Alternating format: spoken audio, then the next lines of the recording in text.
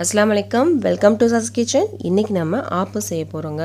Mixie ஜார்ல தான் நான் மாவு அரைக்க போறேன். மிக்ஸி ஜார்லயே அரைச்சாலும் நல்லா சாஃப்ட்டாவே நமக்கு ஆப்பம் கிடைக்கும். வாங்க செய்ய ஆரம்பிச்சிடலாம்.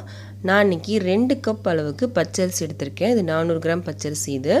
நான் மெஷரிங் கப்ல 2 கப் எடுத்திருக்கேங்க.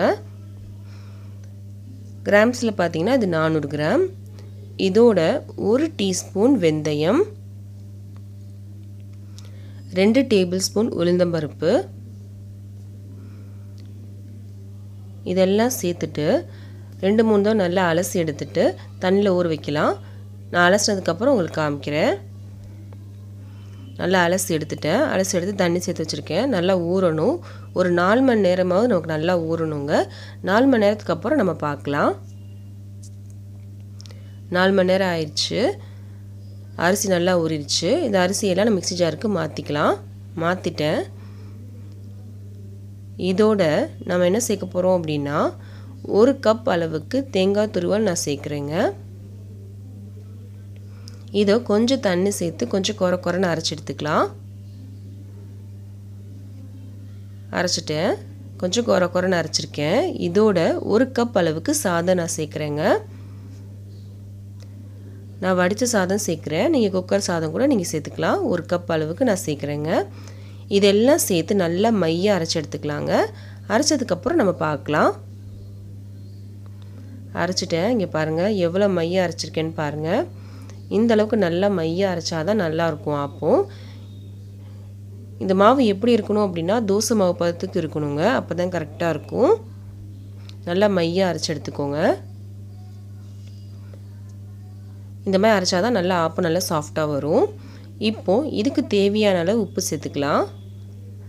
உப்பை நல்லா கலந்து விட்டுடலாம் மாவில். நான் நாளைக்கு காலைல டிஃபனுக்காக இதை அரைச்சிருக்கேன். இப்போ நைட்டு அரைச்சிருக்கேங்க. நாளைக்கு காலைல நம்ம ஆப்பம் சுட போகிறோம். ஒரு 12 மணி நேரமாவது நல்லா புளிக்கணும். அடுத்த நாள் காலைல நம்ம பார்க்கலாம். அடுத்த நாள் காலையிலங்க இது மாவு பாருங்கள் எந்த அளவுக்கு உப்பி வந்திருக்கு அப்படின்னு. நல்லா கலந்து விடலாம். இதோட நான் சோடா உப்பு சேர்க்க போகிறது கிடையாதுங்க. தேங்காய் தண்ணி ஒரு 1/2 கப் சேர்க்குறேன். தேங்காய் தண்ணி சேர்க்குறனால நல்லா சாஃப்டாகவும் இருக்கும், டேஸ்ட்டும் சூப்பராக இருக்குங்க. ஒரு 1/2 கப் அளவுக்கு தேங்காய் தண்ணி சேர்க்குறேன். இந்த மாவு எப்படி இருக்கணும் அப்படின்னா தோசை மாவோட கொஞ்சம் தண்ணியாக இருக்கணும். அப்போ தான் ஆப்பம் சுடுறதுக்கு ஈஸியாக இருக்கும். இந்த தண்ணியை நல்லா கலந்து விடலாம். கலந்து விட்டோம் அப்படின்னா ஆப்பம் சுடுறதுக்கு மாவு ரெடி ஆயிடுச்சுன்னு அர்த்தம். இப்போ மாவு ரெடி ஆயிடுச்சு. வாங்க ஆப்பம் சுட ஆரம்பிச்சிடலாம். அடுப்பில் ஆப்பச்சட்டி வச்சுருக்கேன். சூடாயிடுச்சு. இதில் கொஞ்சம் எண்ணெய் தடவிக்கலாம். எல்லா இடத்துலையும் எண்ணெய் தடவிக்கலாங்க. சிம்மில் வச்சு ஆப்பம் சுடுங்க. அப்போ தான் நல்லாயிருக்கும். இப்போ மாவு சேர்த்துருக்கோம். நம்ம ஆப்பம் எப்படி சுடுவோமோ அதே மாதிரி சுட்டுக்கலாம். மூடி போட்டு மூடிடலாம். வேகட்டும். நல்லா வெந்துருச்சு. பாருங்கள் எவ்வளோ சாஃப்டாக இருக்குது அப்படின்னு. இந்த மாதிரி ஓட்ட இருந்துச்சு அப்படின்னா நல்லா சாஃப்டாக இருக்குதுன்னு அர்த்தம். இங்கே பாருங்கள் எவ்வளோ சாஃப்டாக இருக்குது அப்படின்னு. நம்ம சோடா உப்பு எதுவுமே சேர்க்கல. பாருங்கள் எவ்வளோ சாஃப்டாக இருக்குது அப்படின்னு.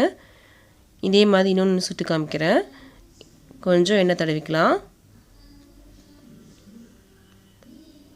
கல் ரொம்ப சூடாக இருந்துச்சு அப்படின்னா அடுப்பு சிம்மில் வச்சு பண்ணுங்கள். அப்போ தான் கரெக்டாக இருக்கும்.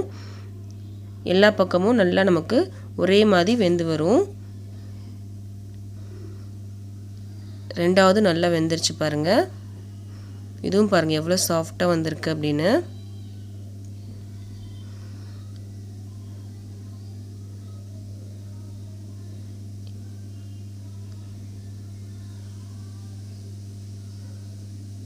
மூணாவது ஆப்பம் உங்களுக்கு சுட்டு காமிக்கிறேன்.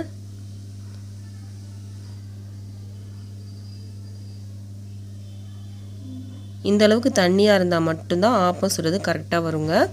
இந்த வீடியோ உங்கள் எல்லாத்துக்கும் பிடிச்சிருக்குன்னு நம்புகிறேன். இந்த வீடியோ உங்கள் எல்லாத்துக்கும் பிடிச்சிருந்துச்சு அப்படின்னா கண்டிப்பாக லைக் பண்ணுங்கள், ஷேர் பண்ணுங்கள், கமெண்ட் பண்ணுங்கள். மறக்காமல் நம்ம சேனலை சப்ஸ்கிரைப் பண்ணிக்கோங்க. பக்கத்தில் இருக்க பெல் பட்டனையும் கிளிக் பண்ணிக்கோங்க. அப்போ தான் நான் ஒரு வீடியோ போட்டோன்னே உங்களுக்கு ஒரு நோட்டிஃபிகேஷன் வந்துடும். என்னோடய வீடியோவை நீங்கள் மிஸ் பண்ணாமல் பார்க்கலாம்.